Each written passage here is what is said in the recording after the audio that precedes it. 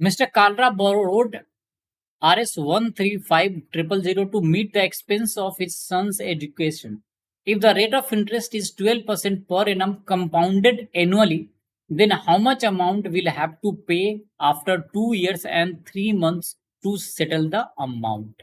देखो, अगर यहीं पे क्वेश्चन में 3 साल रहता ना तो आप सारे बच्चे कंप्लीट कर लेते, लेकिन यहाँ पे 2 साल और 3 महीने गिवन है तो आपको दिक्कत हो रहा है। कोई नहीं, देखो रेट ऑफ इंटरेस्ट गिवन है 12% कितने महीनों के लिए, वो है 12 मंथ्स के लिए, यानी पर एनम रेट है, पर ईयर रेट है। बोलो बच्चों, तो यहां पे 2 साल और 3 मंथ्स का रेट ऑफ इंटरेस्ट है, तो 1 साल के लिए रेट ऑफ इंटरेस्ट कितना होगा, वो 12% होगा। दूसरे साल के लिए रेट ऑफ इंटरेस्ट कितना बढ़ेगा, फिर से 12% बढ़ेगा। लेकिन जो ये थर्ड ईयर है, थर्ड ईयर में पूरा साल है ही नहीं, ये 3 मंथ्स है, तो 12 मंथ्स में किससे डिवाइड करोगे कि 3 मंथ्स में मिल जाएगा आपको टाइम, 4 से डिवाइड करोगे। बोलो हाँ या ना। तो रेट ऑफ इंटरेस्ट में भी किससे डिवाइड करोगे, 4 से। तो जो 3 मंथ्स का रेट ऑफ इंटरेस्ट आएगा बच्चों, वो कितना हो जाएगा, वो हो जाएगा सिंपली 3%।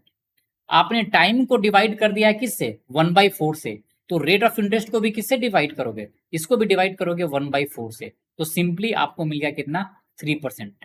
तो कुछ भी नहीं है, सिंपल सा कैलकुलेशन है। अमाउंट कितना कर्ज लिया था, 135,000। इसमें 1 साल के बाद ये वैल्यू बढ़ के कितना हो जाएगा, ये 100 रुपया से बढ़ के हो जाएगा बच्चों 112 रुपया। ये क्लियर है।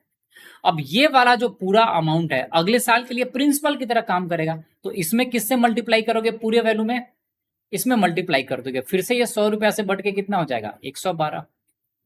अब ये सेकेंड ईयर के लिए फिर से प्रिंसिपल का काम करेगा, तो इस पूरे वैल्यू में किससे मल्टीप्लाई करोगे। अब 100 रुपया से बढ़ के कितना बढ़ोगे, 103 रुपया तक ही बढ़ोगे। ये क्लियर है।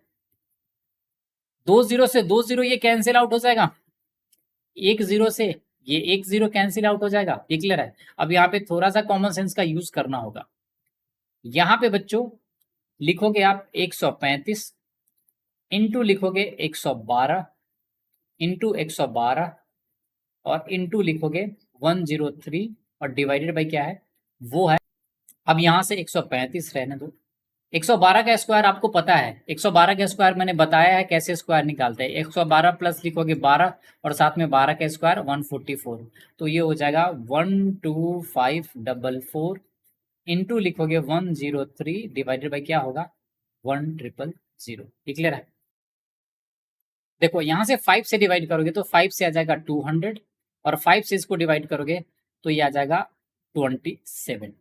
2 से इसको डिवाइड करोगे तो ये आ जाएगा 100 और 2 से इसको डिवाइड करोगे तो सबसे पहले 2 से डिवाइड करो तो ये आ जाएगा 6, फिर आएगा 2, फिर हो जाएगा 7 और ये 2 और इंटू क्या है, ये 103।